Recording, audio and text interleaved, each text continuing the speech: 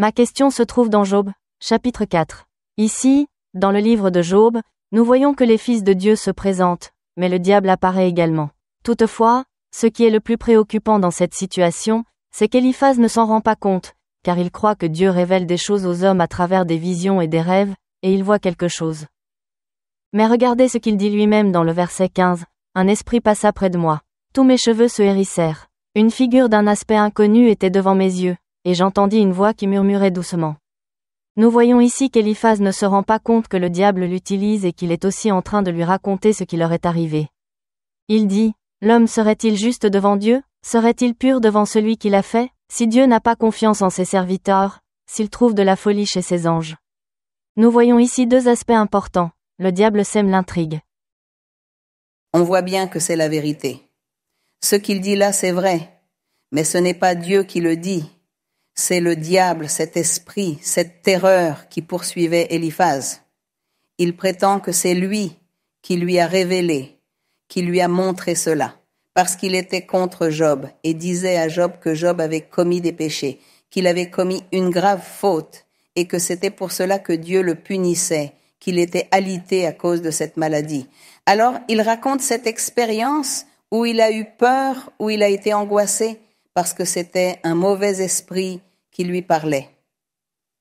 Alors, le diable a utilisé ses amis de Job pour tromper Job. Et tromper, cela signifie lui dire des réalités, des vérités, parce que le diable connaît la doctrine, le diable connaît la vérité. Pour tromper quelqu'un, il lui donne une vérité et 9 mensonges. Et avec cette vérité, une personne peut tomber dans le piège de l'ennemi parce qu'elle va dire « Mais il m'a dit la vérité, il m'a dit quelque chose que je pensais, quelque chose que j'ai fait hier. » Alors, voilà l'arnaque où le diable trompe la personne. Alors le diable a utilisé Éliphaz pour tromper Job, parce que Job, en l'écoutant, aurait pensé « Non, mais cet ami a raison. » Il a raison dans ce qu'il dit, que l'homme n'est pas plus juste que Dieu est le seul qui sait, le plus puissant, celui qui peut tout. C'était la stratégie des amis de Job. C'est pourquoi, à la fin, dans le chapitre 40 de Job, on trouve la vraie réponse, où Dieu s'est fâché contre Job pour avoir cru et écouté ses amis. Et il lui a dit de rester ferme, d'avoir de la conviction, d'être sûr, de ne pas prêter l'oreille à tous ces raisonnements ou toutes ces philosophies de ses amis, parce que cela ne servait à rien.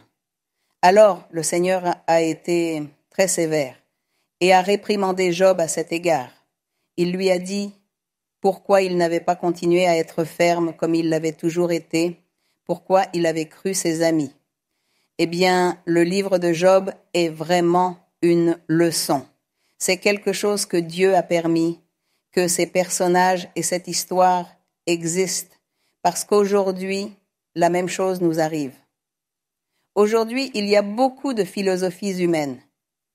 Beaucoup de gens veulent faire croire aux autres un chemin tortueux. Et le diable est là, prêt à tromper les gens, à les détruire et à les faire revenir en arrière, à les détourner du chemin véritable ou à les faire douter de la vérité de Dieu. Le diable est prêt à tromper. C'est pourquoi, quand nous connaissons Dieu, ce que nous devons faire, c'est lire beaucoup la Bible et demander à Dieu de nous garder et de nous protéger de l'envie du diable pour que le diable ne me fasse pas quitter son Église, pour que le diable ne détourne pas mes chemins, ni ne me vole les bénédictions du Seigneur. Ce livre de Job est un grand exemple pour nos vies aujourd'hui.